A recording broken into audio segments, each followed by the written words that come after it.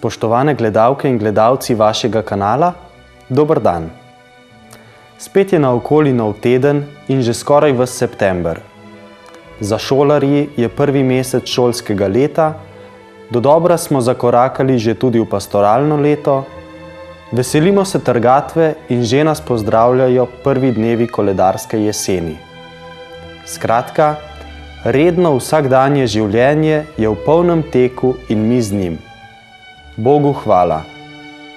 Nedelja pa je Gospodov dan, dan za spremembo, počitek, da se ozremo nazaj in naprej, pregledamo svoje življenje in ga spet naravnamo na pravo pot, kjer je to potrebno.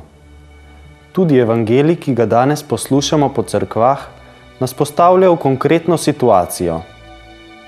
Pred nas postavlja priliko o bogatašu, ki mu ni bilo nič mar za ubogega Lazarja pred njegovimi vrati. Oba sta v posmrtnem življenju prejela povračilo za svoja dejanja. In ko je tako revež užival tolažbo v nebesih, bogataš pa trpel muke zaradi svoje trdosrčnosti, je slednji prosil Abrahama v nebesih, naj pošlje Lazarja k njegovim bratom, da jih opozori. Takrat Abraham izreče nek zanimiv stavek. Če ne poslušajo Mojzesa in prerokov, se ne bodo dali prepričati, če tudi kdo vstane od mrtvih.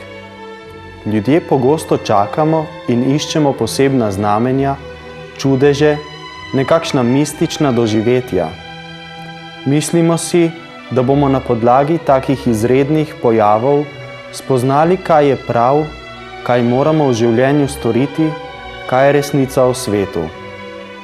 Pozabljamo pa na dejstvo, da imamo vsak dan, tako rekoč vsak trenutek, na voljo celo vrsto običajnih in rednih sredstev, po katerih nam govori Bog.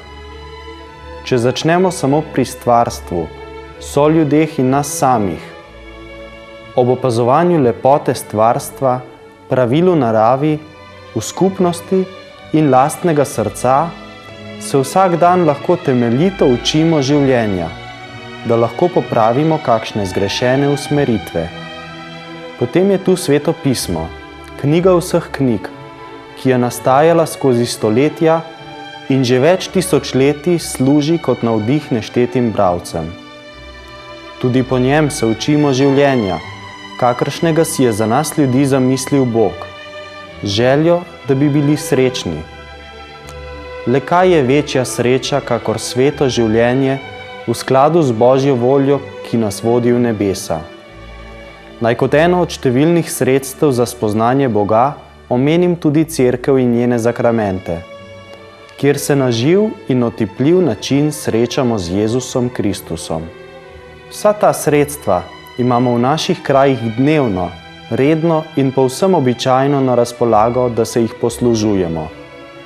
In vendar, pogosto iščemo posebna doživetja, osebna razodetja in čudežne dogodke, saj pravimo, tako kot bogataš v priliki, ne oče Abraham, temveč če pride kdo od mrtvih k njim, se bodo spreobrnili.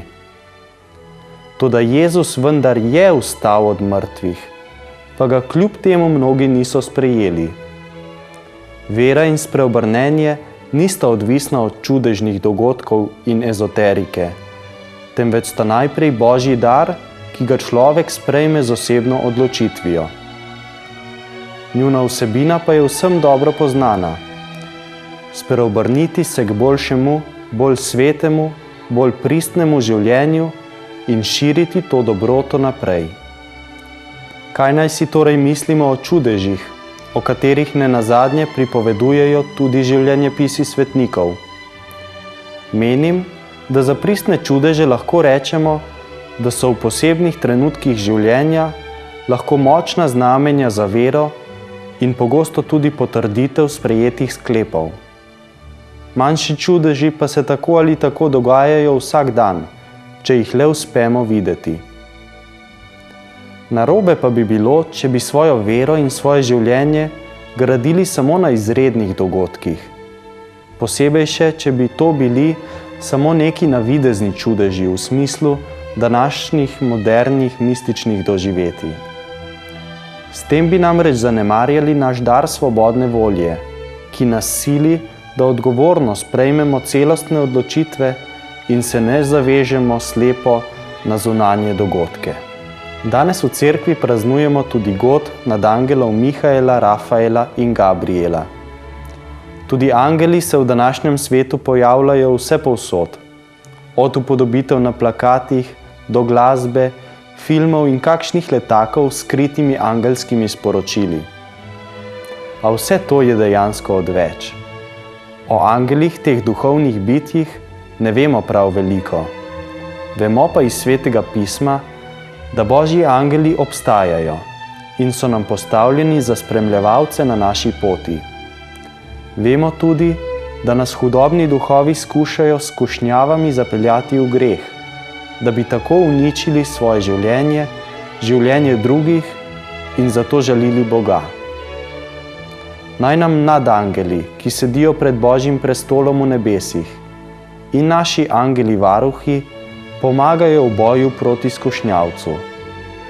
Naj nas vodijo po življenjski poti, tako da ne bomo iskali le izrednih znamen, temveč bomo zadovoljno in vneto uporabljali predvsem redna sredstva za spoznanje Boga v stvarstvu in ljudeh, v Svetem pismu in v zakramentih cerkve. Spoštovane gledalke in gledalci, želim vam lep vstop v nov teden in mesec oktober.